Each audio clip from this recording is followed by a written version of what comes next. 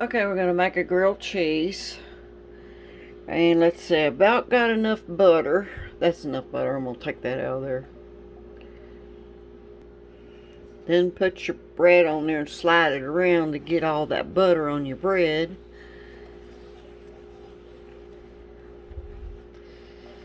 And once you got that sopped up, I'm only having, this is big bread, so I'm going to put 2 cheeses on it though, and I'm going to fold it. When I'm using a candle in my bedroom or something, you know, don't leave them unattended. But you can use like a soup can or something. This is pretty good size one. It's not the smallest one there is. And then you could just snuff it out like that if you don't have a lid to it. But try to buy them with the metal lids. This one don't go with it. This one never had a lid.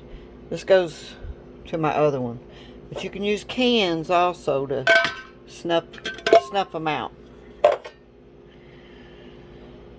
Okay, and always put this on something, on a saucer or something, because then you don't want to, you don't want on cloth or anything.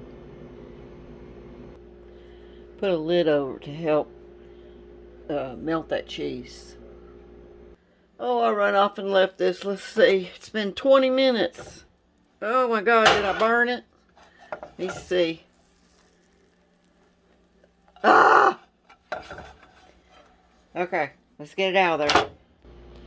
Oh, I almost burned it all away. Well, maybe I did burn it. Let me taste it.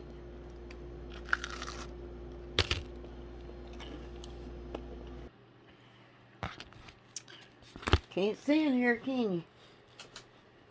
Quit. Leave me alone. I kind of overcooked it, but it still tastes good. It's not. It don't taste burnt. It looks really done. Maybe 15 minutes. At 20 minutes, I mean, I've slipped off. I got preoccupied, but it still tastes really good. I'd eat it if I was starving.